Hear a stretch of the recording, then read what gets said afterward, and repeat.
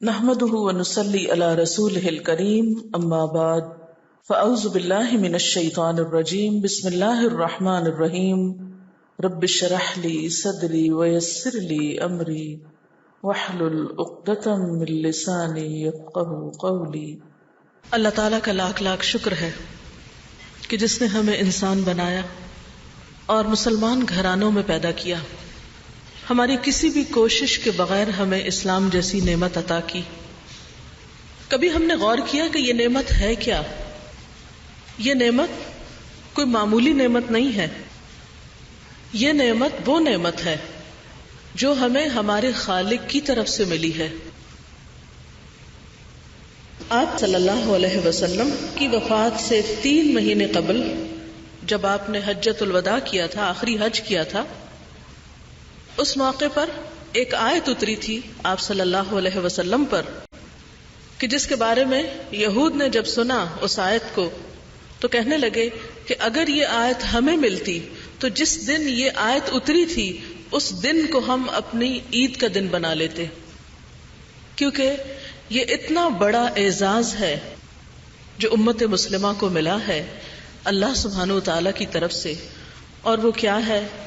الیوم اکملت لکم دینکم، آج میں نے تمہارے لیے تمہارا دین مکمل کر دیا، واتممت علیکم نعمتی، اور اپنی نعمت تم پر تمام کر دی، پوری کر دی، مکمل کر دی، یعنی پوری کی پوری نعمت یا نعمتوں میں سے کسی نعمت کا اگر کوئی تصور کیا جا سکتا ہے تو وہ نعمت اے امت مسلمہ میں نے تم کو عطا کر دی، اتنی بڑی نعمت کہ جس کے بعد کسی نعمت کا تصور نہیں کیا جا سکتا۔ اور وہ نعمت کیا ہے؟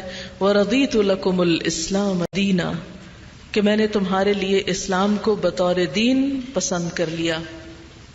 لیکن آج ہم ایک دو راہے پر ہیں، آج ہم اس نعمت کی قدردانی نہیں کر رہے، آج ہم مسلمان ہوتے ہوئے اس نعمت کو پاس رکھتے ہوئے اپنی اصل شکل میں اس کے موجود ہوتے ہوئے پھر ہم حیران و پریشان ہیں کہ ہمیں کدھر جانا ہے، ہمیں کیا کرنا ہے، ہمارے مسائل کا حل کیا ہے، ہمارے دکھوں کا مداوا کیا ہے، ہماری مشکلات کا حل کہاں ہے؟ حل پاس موجود ہے لیکن نظریں دوسروں کی طرف لگائی ہوئی ہیں، دیکھ اوروں کی طرف رہے ہیں کہ شاید ہمارے دکھوں کا درما کوئی اور کرے۔ یاد رکھیے کہ ان اللہ لا یغیر ما بقوم حتی یغیروا ما بانفسہم، اللہ تعالیٰ کسی قوم کی حالت نہیں بدلتا جب تک کہ وہ اپنی حالت خود نہ بدلے۔ آج مسلمان جس حال میں ہیں یہ حال ان کا بدل نہیں سکتا جب تک کہ ہم میں سے ہر فرد اپنے آپ کو نہ بدلے، جب تک کہ ہم انفرادی سطح پر اور اجتماعی سطح پر اپنے اندر تبدیلی نہ پیدا کریں۔ اگر ہم اپنے اندر تبدیلی پیدا کریں گے، اگر ہم بدلیں گے، اگر ہم اس نعمت کی قدر کریں گے، اگر ہم اپنی پہچان پر فخر کریں گے بحیثیت ایک مسلمان کے، تو ہی ہمارا حال بدل سکتا ہے۔ لیکن افسوس یہ کہ اس وقت تو ہمیں اپنی خوشی منانے کے دن بھولتے جا رہے ہیں، وہ دن ہمارے لیے بور ہو رہے ہیں، عید کے تصور کے ساتھ کوئی خوشی وابستہ نہیں رہی۔ عید کو منانے کا اور باقاعدہ ایک خوشی کے موقع کے طور پر منانے کا ہمارے پاس کیا ایجنڈا ہے، کیا پروگرام ہے؟ اس کے برعکس دوسری تہذیبوں اور دوسری ثقافتوں سے جو کچھ ہم نے برآمد کیا اس پر خوش ہو رہے ہیں، اس کی طرف دیکھ رہے ہیں۔ گویا وہ دین جو ایک مکمل دین تھا جس نے ہمیں خوشی اور غم کے سارے طریقے بتا دیے، آج اسی دین کے ماننے والے، اسی خیر کے اٹھانے والے، اسی کتاب کے حامل یہ نہیں جانتے کہ خوشی کیسے منائی جاتی ہے اور خوشی منانے کے دن کون سے ہوتے ہیں، اور ہمیں خوشی منانے کے لیے دوسروں کے نظریات، دوسروں کے افکار اور دوسروں کی تہذیب کا سہارا لینے کی ضرورت نہیں۔ لیکن یہ سب کچھ اسی وقت ہو سکتا ہے جب سب سے پہلے ہمارا اپنے اس دین کے مکمل ہونے پر ایمان ہو۔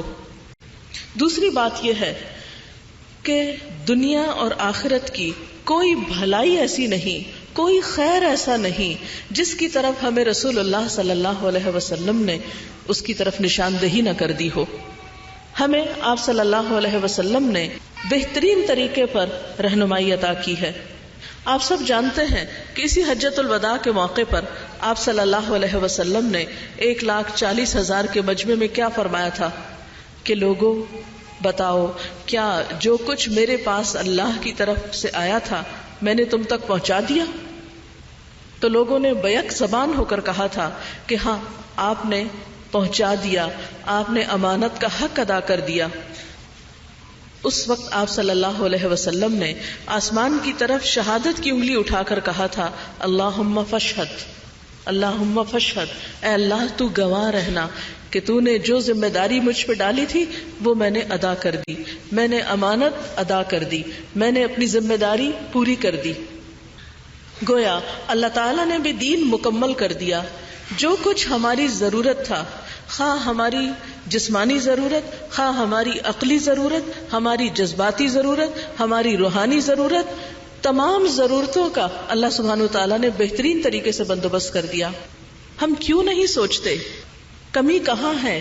کمی اس دین میں نہیں ہے، کمی اللہ تعالیٰ کی رہنمائی میں نہیں ہے، کمی اللہ کی مدد میں نہیں ہے، کمی ہے تو ہم میں ہے۔ آخر کیوں؟ ہم کیوں نہیں سوچتے؟ کیا آج ہماری زندگیاں اس کی گواہ نہیں کہ ہمارے دلوں میں خوشی نہیں؟ ہم اپنی جذبات کی تسکین کے لیے ایسے بھونڈے طریقے اختیار کرتے ہیں کہ جس میں حلال اور حرام کی پرواہ بھی نہیں کرتے۔ ہم اپنی روحانی تسکین کے لیے کتاب اللہ اور سنت رسول اللہ صلی اللہ علیہ وسلم کو چھوڑ کر ایسے ایسے خود ساختہ طریقے ایجاد کر چکے ہیں اور کرتے چلے جا رہے ہیں کہ جن کا کوئی اینڈ ہی نہیں۔ جس قوم کے پاس سب کچھ ہو، جس کو اللہ سبحانہ و تعالیٰ کی طرف سے اتنی بڑی عنایت ہو، ہر خیر کا راز اسے معلوم ہو، اس کے پاس ہو، اور جسے ہر شر کے بارے میں بتا دیا گیا ہو، یعنی نبی صلی اللہ علیہ وسلم کے ذریعے اللہ تعالیٰ نے ہر نقصان دہ چیز، ہر شر، ہر خرابی اور ہر برائی کے بارے میں ہمیں مطلع کر دیا۔ یعنی کوئی چیز ایسی نہیں جو انسانوں کی رہنمائی کے لیے ضروری تھی اور وہ اللہ تعالیٰ نے بھیجی نہ ہو، اور وہ رسول اللہ صلی اللہ علیہ وسلم نے پہنچائی نہ ہو، بتائی نہ ہو، دی نہ ہو۔ لیکن آج ان چیزوں کی موجودگی میں کہ انا نحن نزلنا الذکر وانا له لحافظون، کہ اس ذکر کے نازل کرنے والے بھی ہم ہیں اور اس کی حفاظت بھی ہم کریں گے۔ تو جس رب نے یہ کتاب اتاری، یہ علم اتارا اور ایک یقینی بات ہم تک پہنچائی اور اس کی اویلیبلٹی ہر ہاتھ تک اور ہر جگہ موجود ہے، ان سب چیزوں کے باوجود ہم پھر بھی محروم، روشنی ہوتے ہوئے ہم اندھیرے میں، آب حیات ہوتے ہوئے ہم پیاسے، ہم تڑپتے ہوئے ہم دکھوں میں، عزت دینے والی کتاب کے ہوتے ہوئے ہم ذلیل و رسوا دنیا میں، ہماری کوئی سے نہیں، کوئی ٹھکانہ نہیں، کوئی امن کی جگہ نہیں، ہر طرف سے خطرات ہیں جو امت مسلمہ پر منڈلاتے ہیں۔ آخر کیوں؟ ہم کیوں نہیں سوچتے کمی کہاں ہے؟ کمی اس دین میں نہیں ہے، کمی اللہ تعالیٰ کی رہنمائی میں نہیں ہے، کمی اللہ کی مدد میں نہیں ہے، کمی ہے تو ہم میں ہے۔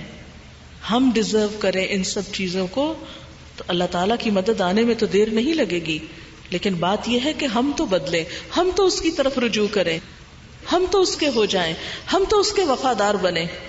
ہم نام اس کا لیتے ہیں لیکن مرضی دل کی مانتے ہیں، ہم بات اس کی کرتے ہیں، طریقوں پہ عمل غیروں کے کرتے ہیں۔ پھر یہ غداری نہیں تو کیا ہے؟ بے وفائی نہیں تو کیا ہے؟ کیا واقعی یہ اس دین کی قیمت ہے؟ کیا یہ واقعی اس دین کی قدردانی ہے؟ نہیں۔ لہذا آج اس دوراہے پہ کھڑے ہو کر ہمیں فیصلہ کرنا ہے کہ ہمیں کس کا بننا ہے، ہمیں کس طرف جانا ہے، ہمیں کس چیز کو قبول کرنا ہے، اپنی شناخت کے حوالے سے، اپنے مستقبل کے حوالے سے، اپنے آخرت کے انجام کے حوالے سے۔ ہم آخر کب تک دین اور دنیا کے بیچ میں گو حالت میں، تذبذب کے عالم میں، بے یقینی کی کیفیت میں، ایک بے چینی کی حالت میں، ایک پریشانی کی حالت میں آخر کب تک رہیں گے؟ کیوں نہیں ہم فیصلہ کر لیتے کہ اے اللہ تو ہمارا خالق ہے، رزق تو ہمیں دیتا ہے، رہنمائی تو نے ہماری کی ہے، زندگی تیرے ہاتھ میں ہے، ہماری موت تیرے ہاتھ میں ہے، پلٹ کر تیری طرف جانا ہے، آخر ہم تیرے کیوں نہ بن جائیں؟ ہم دوسروں کی غلامی سے نکل کیوں نہیں آتے؟ اور سب سے پہلے تو خود اپنے نفس کی غلامی سے، سب سے پہلے تو خود اپنے اندر کے کمپلیکس سے۔ آخر ہم خالق کائنات کی رہنمائی کے ہوتے ہوئے پھر اسلام کے بارے میں شرمندہ کیوں ہیں؟ ہم دین کے احکامات کو پورے فخر کے ساتھ، اطمینان کے ساتھ، یقین کے ساتھ اور پورے اعتماد اور کانفیڈنس کے ساتھ آخر کیوں نہیں لیتے؟ ہمیں اللہ کے آگے جھکتے ہوئے کیوں شرم آتی ہے؟ ہمیں اللہ کی مرضی کے مطابق لباس پہنتے ہوئے کیوں گھٹن ہوتی ہے؟ ہمیں اللہ کے بتائے ہوئے طریقوں کے مطابق اپنی زندگی کے معاملات طے کرتے ہوئے آخر پریشانی کیوں ہوتی ہے؟ وہ کیا وجہ ہے؟ وہ کیا سبب ہے؟ سبب اپنے اندر کی گرہ ہے، اس کو کھولنا ہوگا۔ سبب اپنے اندر کی ایک اٹک ہے جسے نکالنا ہوگا اور پورے کا پورا اللہ کے دین میں داخل ہونا ہوگا۔ قرآن پاک میں اللہ سبحانہ وتعالیٰ فرماتے ہیں یا ایھا الذین آمنوا ادخلوا فی السلم کافہ، اے لوگو جو ایمان لائے ہو اسلام میں پورے کے پورے داخل ہو جاؤ۔ اپنی ذاتی زندگی میں، اپنی اجتماعی زندگی میں، اپنے شادی بیاہ کے معاملات میں، اپنے خوشی اور تہوار کے معاملے میں، ہر چیز میں سب سے پہلے اللہ کی ذات۔ ہم یہ تو دیکھتے ہیں کہ فلاں کیا کہے گا اور فلاں کیا کہے گا، ہم کیوں نہیں دیکھتے کہ جس کی بنائی زمین پر ہم کھڑے ہیں اور جس کے اطاعت گزار ہیں ہم، جس کے نام کا کلمہ ہم پڑھتے ہیں اور جس کی طرف پلٹ کر جانا ہے، اس کو ہم کیا جواب دیں گے؟ آخر ہماری وفاداری اسی کے ساتھ کیوں نہیں ہو جاتی؟ آخر ہم سب کی غلامی کا پندہ کاٹ کر صرف اس کے غلام کیوں نہیں ہو جاتے؟ سب سے پہلے جو کلمہ میں اور آپ پڑھتے ہیں لا الہ الا اللہ، اور دنیا کا یہ واحد ایسا کلمہ ہے کہ جو سب سے پہلے لا کہہ کے ہر چیز کی نفی کر دیتا ہے الا اللہ، سوائے اللہ کے۔ جب ہماری زبان یہ کہتی ہے کہ لا الہ الا اللہ تو ہمارا عمل اس کی تصدیق کیوں نہیں کرتا کہ واقعی کوئی الہ نہیں، کوئی بڑا نہیں سوائے اللہ کے، اور مجھے اس کی طرف سے آئی ہوئی بات کو ماننے میں کچھ بھی رکاوٹ نہیں، چاہے میری جان جائے، چاہے میرا مال جائے، چاہے کچھ بھی جائے، مجھے اس کا وفادار ہونا ہے جس کی طرف مجھے پلٹ کر جانا ہے، جس کے سامنے جا کر کھڑے ہونا ہے، جس کے سامنے جا کر مجھے حساب کتاب دینا ہے۔ لیکن یاد رکھیے یہ سب کچھ صرف تمناؤں اور خیالات سے نہیں ہوگا، یہ سب کچھ کرنے سے ہوگا۔ کرنے کے کام پھر کیا ہیں؟ کہاں سے شروع کریں؟ تو اس کے لیے میں آج آپ کو 4 باتیں بتاؤں گی اور ان 4 چیزوں پر آپ سوچنا شروع کریں۔ آپ کی زندگی انتہائی قیمتی زندگی ہے۔ آپ سب کو جو زندگی ملی ہے صرف ایک بار ملی ہے، یہ دوبارہ نہیں ملے گی۔ یہ اتنی قیمتی ہے کہ اس زندگی میں آپ جو کچھ کریں گے اسی پر منحصر ہے آپ کے کل کی زندگی۔ اگر آج آپ ایک کامیاب انسان کے طور پر زندگی بسر کرتے ہیں تو ہی کل کامیابی کی زندگی آخرت میں آپ کو ملے گی۔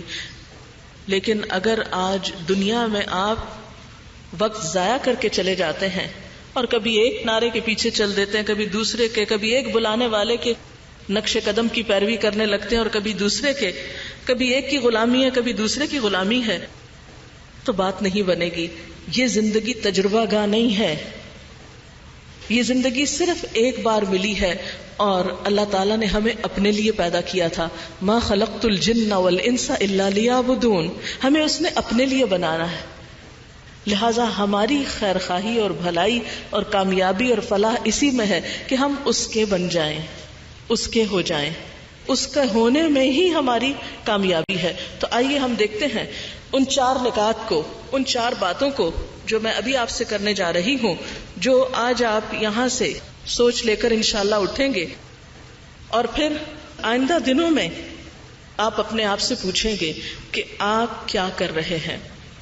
آپ دیکھیے کہ یہ زندگی جیسا کہ میں نے ابھی عرض کیا چونکہ ایک بار ملی ہے اور ہم سب چاہتے ہیں کہ ہم ایک کامیاب انسان کے طور پر زندگی بسر کریں، ہمیں ناکامی نہ ہو، ہمیں خسارہ نہ ہو۔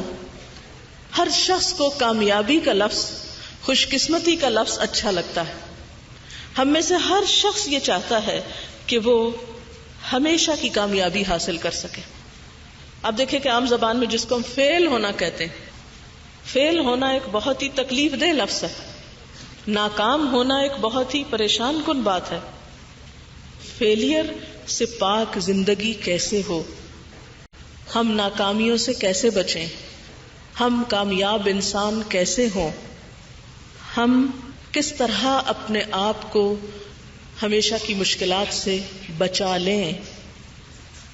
اس کے لیے پہلی بات یہ ہے کہ اپنے آپ کو پہچانیں، اپنا جائزہ لیں، اپنی زندگی کا مطالعہ کریں، اپنے حالات کو دیکھیں. نمبر 2 یہ ہے کہ اپنے انسانوں کے ساتھ معاملات کو دیکھیں. آپ کے والدین، آپ کی اولاد، آپ کے بہن بھائی، آپ کے شوہر، آپ کے ہمسائے، آپ کے سارے تعلقات والے، ان کے ساتھ آپ کی زندگی کس حد تک خوشگوار ہے. نمبر 3 یہ، اس بات پر آپ سوچیں کہ میں اس زندگی کو کس طرح استعمال کر رہی ہوں. کیا واقعی اس زندگی میں کوئی مؤثر رول ادا کر رہی ہوں؟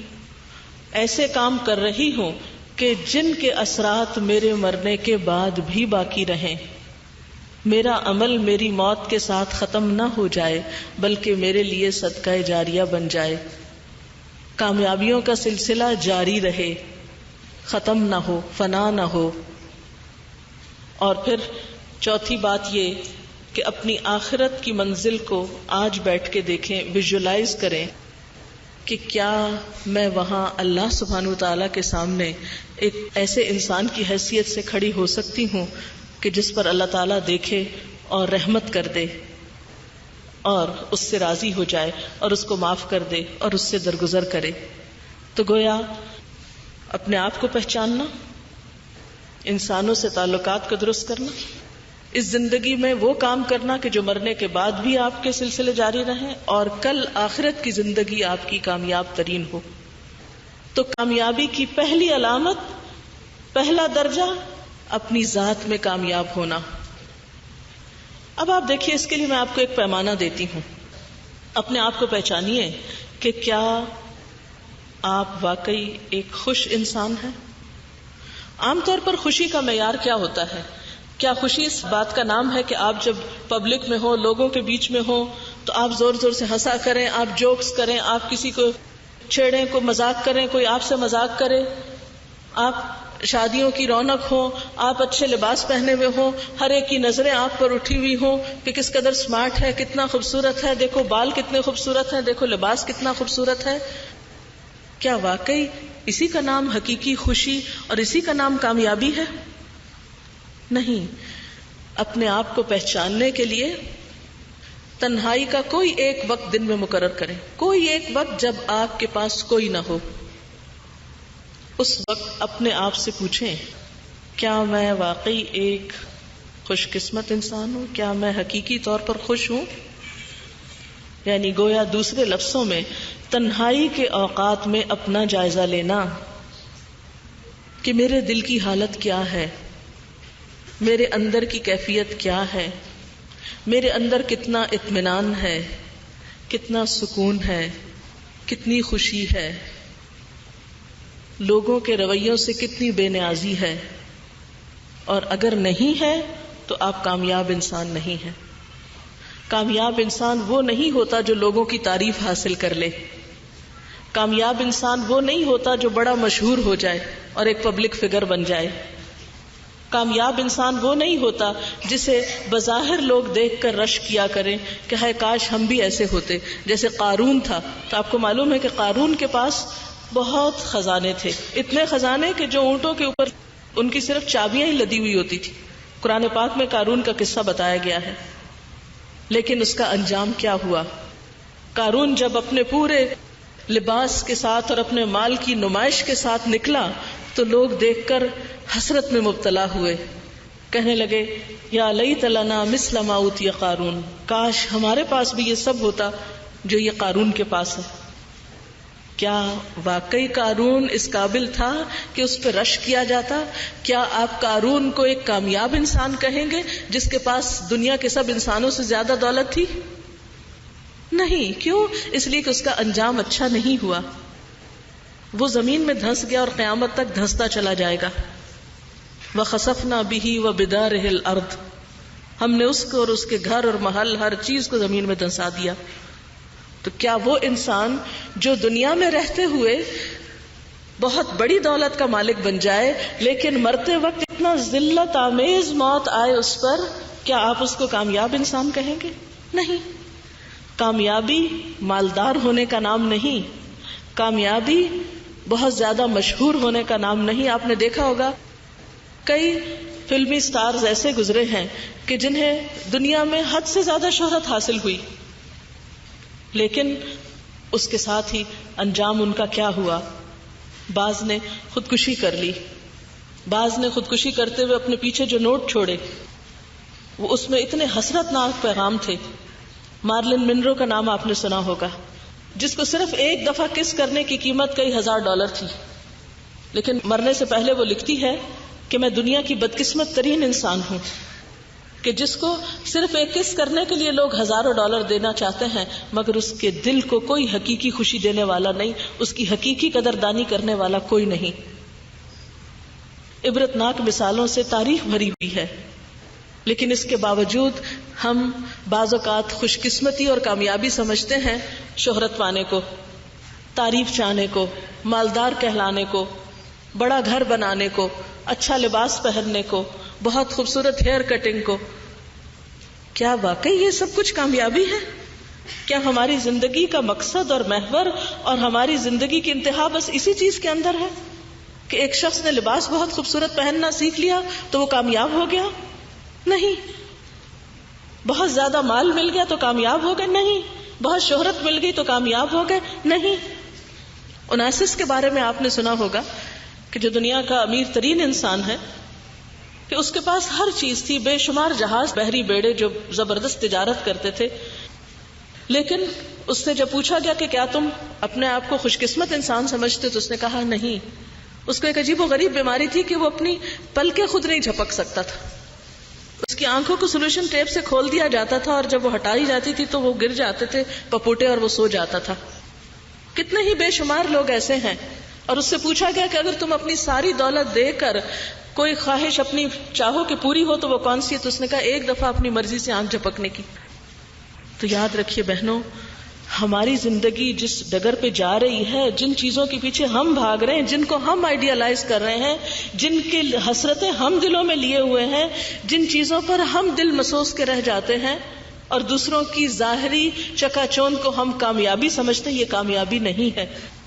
کامیابی کیا ہے؟ تنہائی میں اپنے آپ سے پوچھیں، جب آپ کے ارد گرد کوئی نہ ہو، جب آپ کسی شادی سے، کسی فنکشن سے لوٹیں جہاں آپ نے بہت کہکہے لگائے ہوں، جہاں آپ کو ڈھیروں تعریفیں ملی ہوں، جہاں آپ کو لوگوں نے بہت اپریشیٹ کیا ہو، اس سے واپسی پر جب آپ تنہا اپنے کمرے میں ہوں تو آپ کے دل کا عالم کیا ہوتا ہے؟ کیا واقعی وہاں بھی آپ کے لبوں پہ مسکراہٹ ہوتی ہے؟ کیا وہاں بھی آپ ایک مطمئن انسان ہوتے ہیں؟ کیا آپ تنہائی میں اپنے رب سے باتیں کرنا جانتے ہیں؟ کیا تنہائی میں، کیا کسی بھی لمحے ایسے موقع پر آپ کے اندر یہ خواہش تو نہیں ہوتی یا یہ خیال تو نہیں آتا کہ میں ایک بدقسمت انسان ہوں؟ یا یہ کہ خوشی حاصل کرنے کا اصل طریقہ اور اصل ذریعہ کیا ہے؟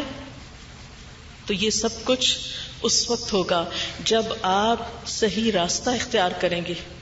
اور وہ کیا ہے؟ اپنی قیمت پہچانیے، اپنی قدر پہچانیے، اپنی زندگی اور اپنے وقت کو داؤ پہ نہ لگائیے، تجربات کی نظر نہ کیجیے، محض دنیا کی ظاہری چکا چوند میں جا کر اپنا وقت برباد نہ کیجیے. قیامت کے دن انسان کو جب اس کی ساری زندگی کا وہ دکھایا جائے گا تو اس وقت اس سے پوچھا جائے گا قال کم لبثتم فی الارض عدد سنین، کتنے سال دنیا میں رہ کر آئے ہو؟ قالوا لبثنا یوما او بعد یوم فاسأل العادین. لوگ کہیں گے ایک دن یا دن کا بھی کچھ حصہ. جیسے ایک اور جگہ پر آتا ہے لم یلبثوا الا عشیۃ او ضحاھا. قیامت کے دن لوگ کہیں گے کہ ہم تو دنیا میں صبح کا ایک پہر یا شام کا ایک حصہ ٹھہر کر آئے ہیں. آپ گننے والوں سے پوچھ لیجئے، یہ لمبی لمبی زندگیاں اور دنیا کی یہ ڈھیروں بظاہر خوشیاں قیامت کے دن ان کی کوئی قدر و قیمت، کوئی حیثیت نہ ہوگی. وہاں کی یہ لمبی زندگی ایک پل برابر محسوس ہوگی انسان کو. لہٰذا آج اس زندگی کی قدر پہچانیں اور اس میں ایسے کام کر جائیں کہ اس کے بدلے میں آپ کی ہمیشہ کی زندگی سنور جائے. لہٰذا کامیاب زندگی بسر کرنے کے لیے اپنے وقت کا صحیح استعمال بے حد ضروری ہے. اپنی ساری مصروفیات کا جائزہ لیں کہ آپ کیا کیا کیا کرتے رہتے ہیں اور اس میں اللہ کے حقوق کتنے ادا ہو رہے ہیں، پھر بندوں کے حقوق کتنے ادا ہو رہے ہیں. اور دوسری چیز، کامیاب انسان وہ نہیں کہ جو صرف خود کو بڑی چیز سمجھتا رہے، صرف چند ظاہری تعریفیں سن کر خوشی سے پھولا نہ سمائے اور سمجھے کہ میں بہت بڑی چیز ہوں، یا جس کی تعریف لوگ صرف اس کے ڈر سے کریں، یا جس کی بات لوگ محض اس کے خوف سے مانیں. ایسا انسان کامیاب نہیں. کامیاب وہ ہے جس کے تعلقات اس کے آس پاس والوں سے بہترین ہوں. مثلاً اگر آپ اپنے گھر میں رہتے ہیں تو آپ اپنے آپ سے پوچھئے، کیا آپ کا شوہر آپ سے خوش ہے؟ بحیثیت بیوی کے آپ کا فرض بنتا ہے کہ آپ اپنے شوہر کو خوش کریں. کیا آپ کے بچے آپ سے خوش ہیں؟ کیا آپ کے ہمسائے آپ سے خوش ہیں؟ کیا وہ لوگ جو کہیں پر بھی آپ کے ساتھ مل جل کر کام کرتے ہیں وہ آپ کے ساتھ خوش ہیں؟ اگر بات یہ نہیں اور بات یہ ہے کہ آپ ان سے نفرت کرتے ہیں اور وہ آپ سے نفرت کرتے ہیں، وہ آپ کی شکل نہیں دیکھنا چاہتے اور آپ ان کی شکل نہیں دیکھنا چاہتے، تو اس کا مطلب ہے کہیں کمی ہے. پھر ہم خوش قسمت انسان نہیں ہیں. ہاں ہم کتنے ہی خوبصورت کیوں نہ ہو، کتنے ہی گڈ لکنگ کیوں نہ ہو، کتنے ہی خوبصورت کپڑے ہمارے جسم پر کیوں نہ ہو، اگر لوگوں کو ہم سے سچی محبت نہیں اور ہمیں ان سے سچی محبت نہیں تو ہم خوش قسمت انسان نہیں ہو سکتے، ہم کامیاب انسان نہیں ہو سکتے. لہذا ہمیں لازمی طور پر اس پہلو پر غور کرنے کی ضرورت ہے کہ میں انسانوں کے حقوق میں کہاں کہاں کمی کر رہی ہوں. میں اپنے شوہر اور بچوں، والدین اور بہن بھائیوں کے حق میں کہاں کمی کر رہی ہوں. عام طور پر ہوتا یہ ہے کہ ہم سارے قصور دوسروں کے بتاتے ہیں.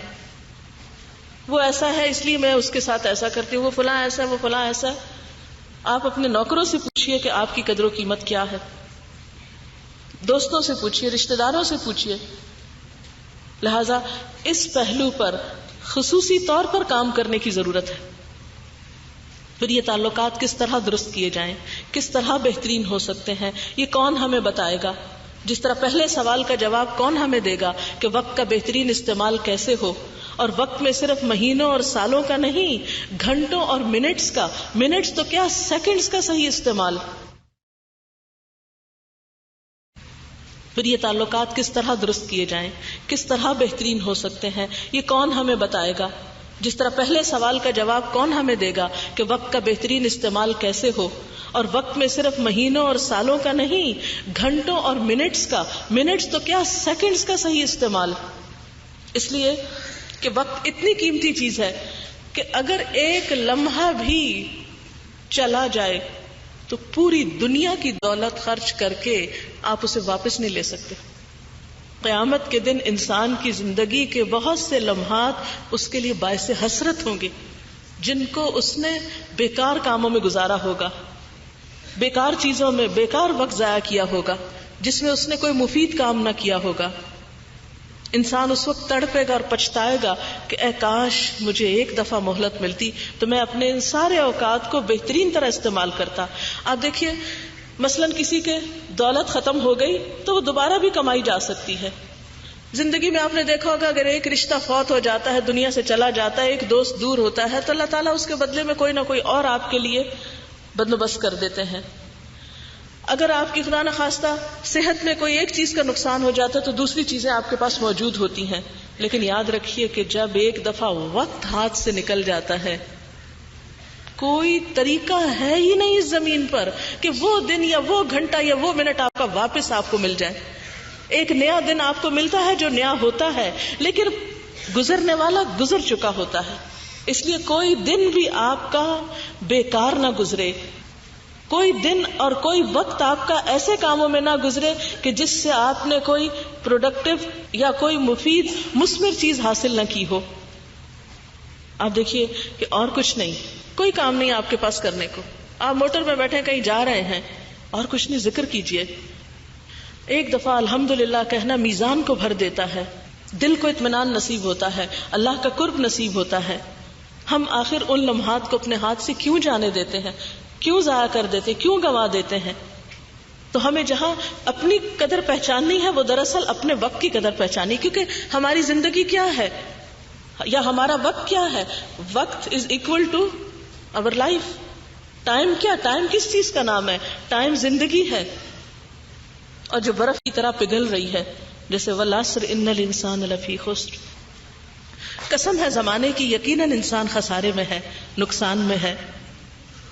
امام شافعی نے کہا تھا کہ اگر لوگ صرف اس ایک صورت کو اچھی طرح جان لیں، سمجھ لیں، تو وہ نقصان سے بچ جائیں. اور انہوں نے اس کو اس سے تشبیہ دی تھی کہ جیسے ایک برف بیچنے والا برف بیچ رہا ہوتا ہے اور وہ پکار رہا ہوتا ہے کہ لوگوں میری برف خرید لو، کیونکہ اگر پگھل گئی تو میرا سارا سرمایہ جو ہے وہ بہہ جائے گا، ضائع ہو جائے گا. تو بالکل اسی طرح اگر ہم اپنی زندگی کے لمحات استعمال نہیں کرتے تو یہ بھی ہمارے اوپر سے پگھل کے بس ویسٹ ہو رہے ہیں، ضائع ہو رہے ہیں، جا رہے ہیں. لہٰذا اگر آپ چاہتے ہیں کہ کامیاب ہوں تو سب سے پہلے اپنی زندگی اور اپنے وقت کی قدر پہچانیں، اپنے آپ کو مفید کاموں میں لگائیں. وہ مفید کام کون سے ہیں؟ وہ اللہ کی کتاب آپ کی رہنمائی کرے گی، وہ نبی صلی اللہ علیہ وسلم کی سنت آپ کی بہترین عملی رہنمائی کرے گی. آپ اپنے دن رات کیسے گزارا کرتے تھے، آپ کے طور طریقے کیا تھے، اور پھر اس کے بعد انسانوں سے تعلقات بہتر بنانے کے گر اور سلیقے کیا ہیں. پھر آپ کو اللہ کے رسول صلی اللہ علیہ وسلم کی زندگی سے بہترین معلومات ملیں گی. اور اس میں آپ صلی اللہ علیہ وسلم نے کیا فرمایا تھا؟ کیا میں تمہیں وہ طریقہ نہ بتا دوں کہ جس کے کرنے سے تمہاری باہم محبت پیدا ہو جائے گی، اور وہ ہے افشوا السلام بینکم، آپس میں سلام کو خوب رواج دو. اگر آپ اپنے گھر کے اندر ہی اس کی ابتدا کریں، صبح اٹھتے ہی اپنے شوہر کو سلام کریں، بچوں کو آپ ابتدا کریں، آپ آغاز کریں. صحابہ کرام کا طریقہ یہ ہوتا تھا کہ ایک دیوار بیچ میں حائل ہو جاتی تھی، پھر سامنے آتے تھے، پھر سلام کرتے تھے. تو انسانی تعلقات کو بہترین بنانے کے بہت سے طریقوں میں ٹاپ موسٹ طریقہ جو ہے وہ سلام کو عام کرنے کا ہے. مسکراہٹ کے ساتھ سلام. یہ کیسے ہو سکتا ہے کہ ایک بہو اور ساس دونوں ہر روز آپس میں ایک دوسرے کو مسکرا کے سلام کریں اور پھر لڑائی بھی کریں؟ وہ لڑائی اور فتنے اور جو مس انڈرسٹینڈنگز اور لیک آف کمیونیکیشن سے بہت ساری چیزیں بگڑتی ہیں، وہ اس وجہ سے کہ ہم نے ایک پہلی ابتدائی سنت ہی کو بھلا دیا. تو کامیاب انسان وہ ہے جس کے انسانوں کے ساتھ تعلقات بہترین ہیں. اور پھر تیسری چیز یہ کہ کامیاب انسان وہ ہے کہ جو اس زندگی کو مؤثر طریقے سے گزارتا ہے. وہ صرف وقت کو کاٹ نہیں رہا، وہ صرف وقت گزار نہیں رہا، وہ صرف آج کے لیے کام نہیں کرتا، وہ کل کے لیے بھی کام کرتا ہے. قرآن پاک میں اللہ سبحانہ و تعالیٰ فرماتے ہیں وَلْتَنْظُرْ نَفْسٌ مَا قَدَّمَتْ لِغَدٍ. ہر انسان کو یہ دیکھنا چاہیے کہ اس نے کل کے لیے کیا کیا ہے، اس کی آئندہ آنے والی زندگی میں اس نے اپنے لیے کیا آثار چھوڑے. دنیا میں اس زندگی میں مرنے کے بعد اس کے لیے کیا ہے، اس کو کس نام سے یاد کیا جائے گا، اس کے کون کون سے عمل ایسے ہیں جو اس کے لیے صدقہ جاریہ بنیں گے. اور پھر کل کی زندگی میں، آخرت کی زندگی میں جو کامیاب ہے وہی دراصل کامیاب ہے. جو وہاں آگ سے بچا لیا گیا، جو وہاں کی رسوائی سے بچا لیا گیا، وہ ہے اصل کامیاب انسان. تو یہ جو تیسری چیز ہے کہ آپ اس زندگی میں ایک افیکٹو اور مؤثر رول پلے کریں. یعنی ایک تو زندگی ہے کہ بس آئے دنیا میں ایک روٹینی زندگی گزاری اور چلے گئے اور بات ختم.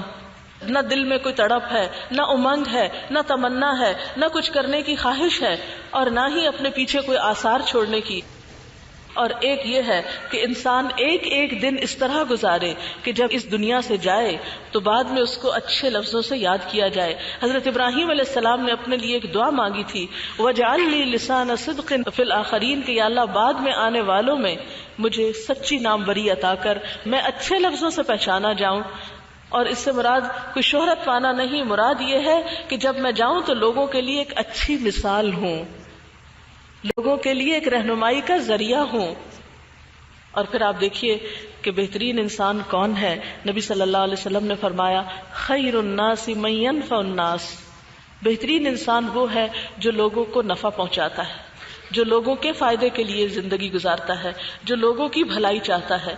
اور اس میں آپ دیکھیں کہ کتنا ریوارڈ ہے اس کام میں کہ آپ دوسروں کے خیر خواہ ہو جائیں. مثلا ایک بندہ مومن جب اپنے مومن بھائی کے لیے غائبانہ طور پہ دعا کرتا ہے، مثلا آپ کو نہیں پتا اور میں آپ کے لیے دعا کر رہی ہوں یا آپ میرے لیے دعا کر رہے ہیں، تو اللہ سبحانہ و تعالیٰ ایک فرشتہ مقرر کر دیتے ہیں. وہ فرشتہ آمین کہتا ہے اس شخص کی دعا پر کہ یا اللہ اس دعا کو قبول کر. اور دوسرا یہ کہ دعا کرنے والے کے لیے دعا کرتا ہے کہ یا اللہ اس کو بھی وہ دے جو یہ کسی کے لیے مانگ رہا ہے. قرآن پاک میں آتا ہے وَمَنْ جَاهَدَ فَإِنَّمَا يُجَاهِدُ لِنَفْسِهِ، جو محنت کرے گا، جو جد و جہد کرے گا، جو بھاگ دوڑ کرے گا، یعنی انسانوں کے فائدے کے لیے کوشش کرے گا، وہ انسانوں کو تو فائدہ پہنچائے گا ہی، لیکن اس کا اصل فائدہ خود اسی پر پلٹے گا. حدیث پاک میں آتا ہے جو بندہ کسی دوسرے کی مدد میں ہوتا ہے اللہ تعالیٰ اس وقت تک اس کی مدد میں ہوتے ہیں جب تک وہ دوسرے کی مدد کرتا ہے. جو شخص کسی انسان سے دنیا کی کوئی تکلیف دور کر دیتا ہے، اس کی کوئی پریشانی دور کر دیتا ہے، اس کا کوئی دکھ دور کر دیتا ہے، اس سے کوئی تکلیف دہ چیز ہٹا دیتا ہے، اللہ تعالیٰ قیامت کے دن کی اس شخص کی تکلیفوں میں سے کوئی تکلیف اس سے ہٹا دیں گے. تو گویا کسی کی مدد کرنا دراصل اپنی مدد کرنا ہے، کسی کا خیال رکھنا دراصل اپنا خیال رکھنا ہے، کسی کا شکریہ ادا کرنا. وَمَن يَشْكُرْ فَإِنَّمَا يَشْكُرُ لِنَفْسِهِ، جو شکر ادا کرتا ہے، کسی کے لیے تھینک فل ہوتا ہے، کسی کے احسان کو مانتا ہے، کسی کے لیے مہربانی کے جذبات رکھتا ہے، وہ دراصل اپنے ہی فائدے کے لیے کرتا ہے. تو گویا ہمارا انسانوں کے لیے بھلائی کے کام کرنا، نیکی کے کاموں میں سبقت کرنا، جد و جہد کرنا، بھاگ دوڑ کرنا، یہ سب الٹیمیٹلی خود ہم ہی کو فائدہ دے گا اس دنیا میں بھی اور آخرت میں بھی. آپ سوچئے کہ نبی صلی اللہ علیہ وسلم نے فرمایا انسان جب دنیا سے چلا جاتا ہے تو اس کے عمل کی کتاب بند ہو جاتی. 3 چیزیں بعد میں بھی فائدہ دیتی ہیں. نمبر 1 نیک اولاد جو اپنے ماں باپ کے لیے دعائیں کرتی ہے. نیک اولاد. ہم سب خواتین ہیں، ہم سب سوچیں کہ ہم اپنے بچوں کی نیکی کے لیے اور نیک کاموں کے لیے کتنے حریص ہیں، کتنے کوشاں ہیں. کیا عملی تدابیر ہم نے اختیار کر رکھی ہیں کہ ہمارے بچے نیکی کے راستے پر چلیں. ہم کتنی دعائیں مانگتے ہیں ان کی صلاح کے لیے، بھلائی کے لیے. ہم سب ان کی دنیا کے لیے تو ضرور پریشان ہو جاتے ہیں. بچہ اگر بیمار ہو تو پریشان ہوتے ہیں، بچہ اگر پڑھے نہیں تو سخت پریشان ہوتے ہیں، بچے کو جاب نہ ملے پڑھنے کے بعد تو ہمارا دل کٹ کے رہ جاتا ہے، بچے کی ازدواجی زندگی کامیاب نہ ہو تو ماں باپ کو سکون اور چین نہیں ہوتا. لیکن ہم کیسے مہربان ماں باپ ہیں جو کبھی نہیں پلٹ کے سوچتے کہ ہمارا وہ بچہ جو اللہ کے دین سے دور ہوتا چلا جا رہا ہے، کل آخرت میں اس کا کیا ہوگا. جبکہ اللہ تعالیٰ نے صاف صاف بتا دیا یا ایھا الذین آمنوا قوا انفسکم واہلیکم نارا، اے لوگو جو ایمان لائے ہو اپنے آپ کو اور اپنے گھر والوں کو آگ سے بچاؤ. ہم والدین کا کیا فرض نہیں کہ اپنے بچوں کو آگ سے بچائیں، ان کی بھلائی کی فکر کریں، ان کے لیے تڑپیں، ان کے لیے دعائیں مانگیں. اور پھر اس میں آپ دیکھیے کہ نیک اولاد جو بعد میں آپ کے لیے صدقہ جاری ہوگی. جب تک وہ بچے زندہ ہیں، جب تک وہ نمازیں پڑھ رہے ہیں اور ربنا اغفر لی ولوالدی وللمؤمنین کی پکار کر رہے ہیں، آپ کو قبر میں بھی اس کا اجر ملتا رہے گا. ایک حدیث میں آتا ہے کہ برزخ میں جب ایک بندہ مومن کا درجہ بلند کیا جاتا ہے، اس کو آپ یوں ہی سمجھ سکتے ہیں جیسے اکانومی کلاس سے کسی کو اپ گریڈ کر کے فرسٹ کلاس میں بٹھا دیا جائے، تو وہ شخص پوچھتا ہے کہ یہ کس لیے، یہ کیسے ہو گیا؟ تو بتایا جاتا ہے کہ یہ تمہاری اولاد کی بخشش کی دعاؤں کی وجہ سے ہوا. یعنی والدین کے مرنے کے بعد اگر اولاد نیک ہے، نیکی کی طرف اس کی رغبت ہے اور ماں باپ کی محسن ہے، شکر گزار ہے، ماں باپ کے لیے دعائیں کرتی ہے، تو انسان کو قیامت سے پہلے برزخ میں اس کی جزا اور اس کا بدلہ ملنا شروع ہو جاتا ہے. لہذا افیکٹو رول پلے کرنے کے لیے سب سے پہلے بچوں کی تربیت کی طرف توجہ کریں. اور اس میں آپ دیکھیں کہ لقمان حکیم کی جو نصیحتیں ہیں اپنے بچے کے لیے، ان پوائنٹس کو اپنے ذہن میں رکھیں. قرآن پاک میں اللہ تعالیٰ فرماتے ہیں وَلَقَدْ آتَيْنَا لُقْمَانَ الْحِكْمَةَ أَنِ اشْكُرْ لِلَّهِ وَمَن يَشْكُرْ فَإِنَّمَا يَشْكُرُ لِنَفْسِهِ. اور پھر لقمان نے اپنے بیٹے کو کیا نصیحت کی؟ یا بنی لا تشرک باللہ ان الشرک لظلم عظیم. سب سے پہلے تو اپنے بچے کو شرک سے بچایا. لیکن آج ہم کیسے ماں باپ ہیں کہ جو مشرکانہ تہواروں میں بچوں کو خود مدد کرتے ہیں اور خود ان کو ساتھ شریک کر کے انہیں غلط راستوں پر لگاتے ہیں. پھر اس کے بعد آپ دیکھیں پھر اپنے بیٹے کو لقمان نصیحت کرتے ہیں، اچھے اخلاق سکھاتے ہیں اور نیکی کا حکم دو، برائی سے روکو، وَاصْبِرْ عَلَىٰ مَا أَصَابَكَ. یہ سورۃ لقمان کے اندر آیات موجود ہیں. آپ سب ان آیات کو پڑھ کر اس معیار اور پیمانے پر دیکھیں کہ لقمان کی مثال جو اللہ سبحانہ وتعالیٰ نے قرآن پاک میں دی اور اس کی تعریف کی، تو کیا لقمان حکیم نے اپنے بچے کو جو باتیں سکھائی تھیں ہم نے اپنے بچوں کو وہ باتیں سکھائیں؟ کیا ہم نے ان پر کبھی غور کیا؟ اور پھر آپ دیکھیے کہ کامیاب انسان وہ ہے جو حدیث کا ایک اگلا حصہ ہے کہ مرنے کے بعد انسان کے عمل ختم ہو جاتے ہیں، نیک اولاد کے بعد وہ علم جو لوگوں کو فائدہ دیتا ہے. آپ سب اپنے آپ سے پوچھئے کہ کیا آپ نے کسی کو کوئی خیر اور بھلائی کی بات سکھائی، کوئی کتاب لکھی، کوئی اس سلسلے میں کسی کو کوئی اچھا مشورہ دیا؟ علم کو پھیلانے میں آپ کا کیا کردار ہے؟ آپ کو معلوم ہے کہ نبی صلی اللہ علیہ وسلم کو سب سے پہلا حکم جو ملا تھا، آسمان سے زمین کا رشتہ جب وحی کے ذریعے جوڑا تھا تو سب سے پہلا کام کیا تھا؟ اقرا، پڑھو. اور آج ہمارے ملک کی 67% عورتیں ان پڑھ ہیں. تو جب عورت ہی ان پڑھ ہو، عورت ہی جاہل ہو، تو نسلوں کی نسلیں جاہل ہوں گی، نسلوں کی نسلیں بغیر تربیت کے ہوں گی. کل پڑھ رہی تھی کہ گلگت کے علاقے میں تقریباً 12 اسکولوں کو دھماکے سے اڑا دیا گیا کہ وہ بچیوں کے لیے قائم کیے گئے تھے. جس ملک کے مسلمانوں کا حال یہ ہو کہ وہ اسکولوں کو دھماکوں سے اڑا دیں، وہاں پھر حالت کیا ہوگی جہالت کی. تو ہم جو اس دو راہے پہ کھڑے ہیں اور ہمیں سمجھ نہیں آتی کہ ہمیں کس طرف جانا ہے، تو اس کے لیے اگر ہم کچھ نہیں کر سکتے تو اپنی ذات سے ابتدا تو کریں، جو ہمارے فرائض ہیں ان کو پورا تو کریں.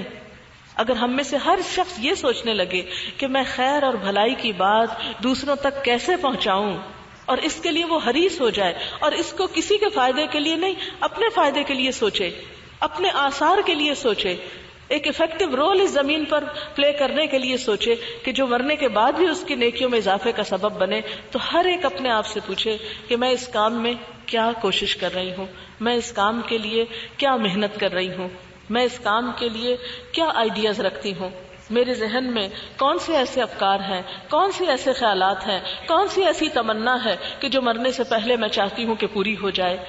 علم کو دنیا میں عام کرنے کے لیے، روشنیوں کو عام کرنے کے لیے، اندھیروں کو مٹانے کے لیے، کیونکہ علم ہی آگہی کا سبب بنتا ہے، علم ہی انسان کو اپنے آپ سے آگاہ کرتا ہے، علم ہی انسان کو خدا شناسی عطا کرتا ہے، اللہ تعالیٰ کی معرفت بھی اسی سے حاصل ہوتی ہے. لہٰذا اس کے عام کرنے کے لیے میں کیا کر رہی ہوں، میں اپنے پیچھے کتنا صدقہ جاریہ چھوڑ رہی ہوں، کیونکہ نبی صلی اللہ علیہ وسلم کا وعدہ ہے کہ علم ينتفع به، وہ علم جس سے لوگ فائدہ اٹھائیں وہ انسان کے آثار میں شمار ہوتا ہے. اور نمبر 3 صدقۃ جاریہ، صدقہ جاریہ کے کام، یعنی صدقہ جاریہ سے مراد ایسے کاموں میں، ایسے پروجیکٹس میں مال لگانا کہ جو آپ کے مرنے کے بعد بھی جاری رہیں، خیر و بھلائی کے کاموں میں، مثلا کسی ہسپتال کی تعمیر میں، کسی سڑک کی ایون تعمیر میں، کسی مدرسے کی تعمیر میں، کسی کنویں کے کھدوانے میں، کسی بچے کو پڑھوانے میں، یعنی کوئی بھی انسانوں کی خیر فلاح و بہبود کا کام جس سے انسانوں کو بھلائی ہو. آج آپ دیکھیں کہ ہمارے کتنے ہی گاؤں ایسے ہیں، کتنے ہی علاقے ایسے ہیں کہ جن میں تعلیم نہیں ہے، بچوں کے پاس کتابیں نہیں ہیں، جانوروں کی سطح پہ زندگی بسر کر رہے ہیں کہ انہیں خبر ہی نہیں کہ علم کس چیز کا نام ہے، ان کے لیے کون سوچے گا، کون کرے گا. تو ایسے فلاحی منصوبوں میں شرکت کرنا، ایسے کام سوچنا کہ جس سے بڑے پیمانے پر انسانوں کی خیر اور بھلائی کا کام ہو سکے، اس میں کچھ نہ کچھ حصہ آپ پرسنلی اپنی طرف سے ڈالیں. ہم عام طور پہ عورتیں کہتے ہیں وہ ہمارے ہسبینڈ نے بہت کچھ کر دیا. نہیں، ہسبینڈ بے شک کریں، لیکن کوئی بھی مال جو ہماری اپنی ذاتی ملکیت، اسلام نے عورت کو وراثت کا حق بھی دیا، اسلام نے عورت کو حق مہر کا حق بھی دیا.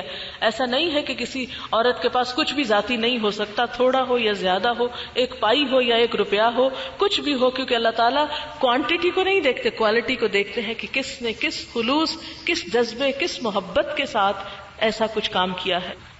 اور یہ ایک اور بات یہ ہے کہ جب بھی ہم کوئی افیکٹو رول پلے کرنے کی بات کرتے ہیں تو ہم سمجھتے ہیں کہ بہت بڑا کام ہو تو وہ تو ہے افیکٹو رول، یا یہ کہ ہم کوئی ایجاد کر دیں، یا یہ کہ ہم کوئی بہت مشہور انسان ہو جائیں، یا کوئی بہت بڑے بڑے کام کر جائیں. نہیں، اگر ایک چھوٹا سا کام جو دنیا میں کسی کو بھی پتہ نہیں چلا کہ یہ آپ نے کیا ہے، اللہ تعالیٰ کے ہاں وہ بھی لکھا جائے گا، اللہ تعالیٰ کے ہاں وہ بھی آپ کے آثار میں شمار ہوگا.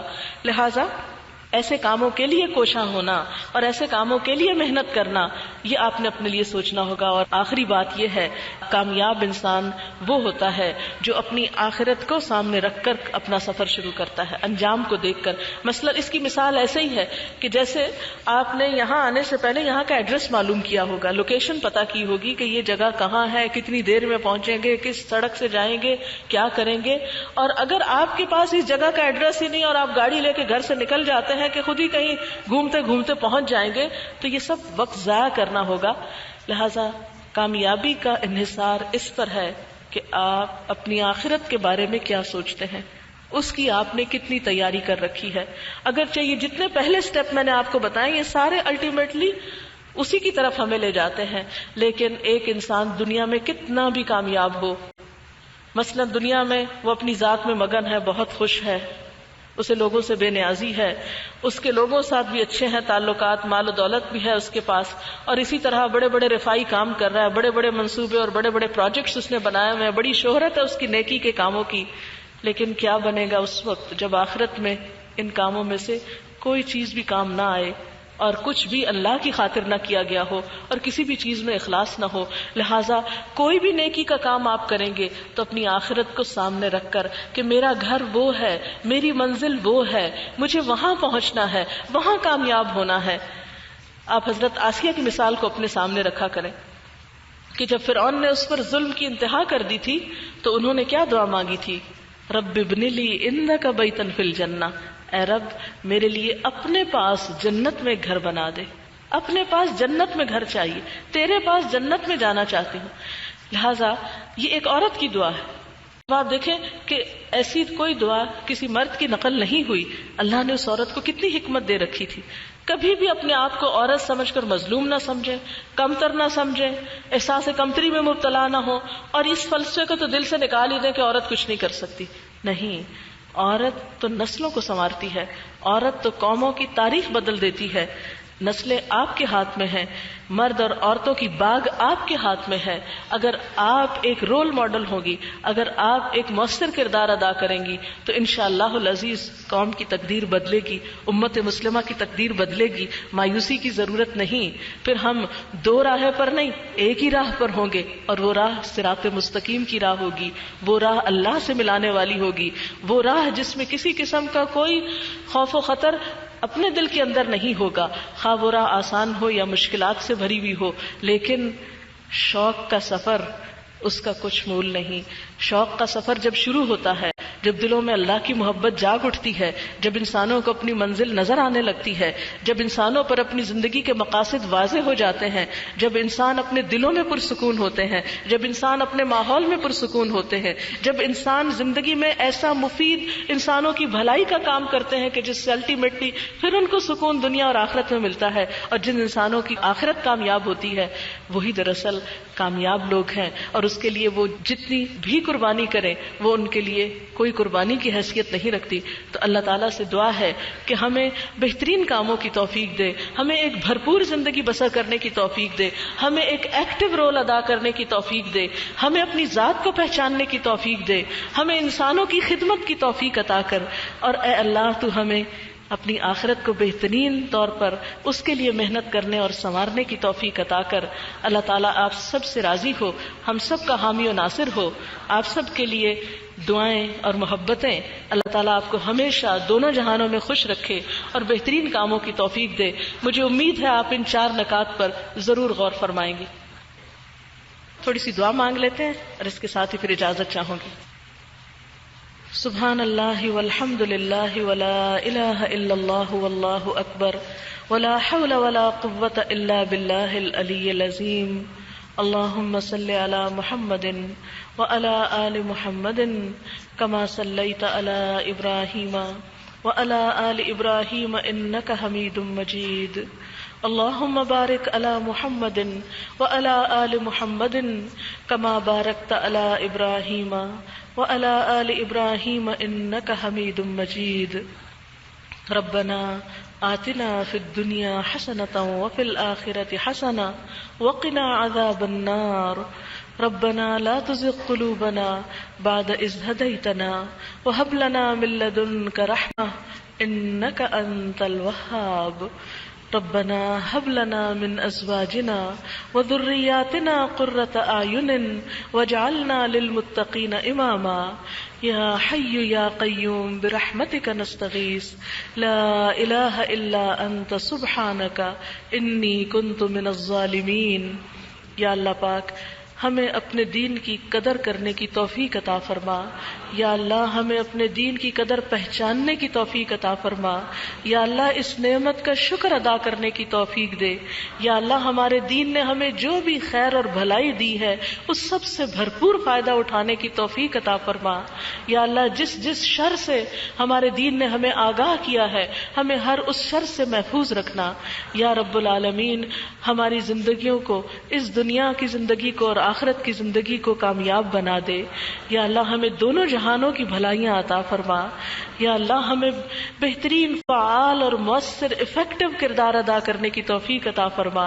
یا رب العالمین جو نعمتیں، جو صلاحیتیں، جو علم، جو مال، جو جسمانی قوتیں تو نے ہمیں عطا کی ہیں ہمیں اپنے راستے میں بھرپور طریقے سے استعمال کرنے کی توفیق دے.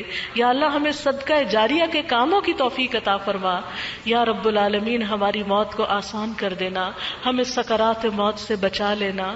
یا رب العالمین ہمیں قبر کے عذاب سے بچا لینا، دوزخ کے عذاب سے محفوظ رکھنا. یا اللہ ہمیں صالحین کی صحبت نصیب فرما. یا اللہ ہمیں نیک لوگوں کی محبت اور صحبت نصیب فرما اور اپنے ان بندوں میں ہمیں شامل کر لے جن پر تو نے انعام فرمایا ہے. یا اللہ ہمیں نبی صلی اللہ علیہ وسلم کی شفاعت نصیب فرمانا. یا اللہ آپ کے ہاتھوں حوض کوثر سے پانی نصیب فرمانا. یا اللہ آپ کی ملاقات کا شرف نصیب فرمانا. یا اللہ اپنے دیدار سے محروم نہ کرنا. یا رب العالمین اپنے دیدار کی لذت سے ہماری آنکھوں کو، دلوں کو ٹھنڈا کر دینا. یا رب العالمین ہمیں اپنی محبت دے دے. یا اللہ ہمیں اپنے قرب کی اور اپنے نزدیکی کی لذت عطا کر دے. یا اللہ ہمیں اپنے ذکر اور شکر کی توفیق عطا فرما دے. یا اللہ علم کے راستے ہمارے لیے آسان کر دے. یا اللہ ہمارے گھر والوں کو ہمارا مددگار بنا دے. یا اللہ ہمارے آس پاس کے لوگوں کو ہماری ذات سے بہترین فائدہ پہنچے. یا اللہ ہمارے دلوں میں نور پیدا کر دے، ہماری نگاہوں اور ہمارے سماعت اور بصیرت میں نور پیدا کر دے. یا اللہ ہم ساری دنیا کے فائدے کے انسان ہو جائیں. امت مسلمہ کو، پاکستان کو ایک بہترین رول ادا کرنے کی توفیق دے.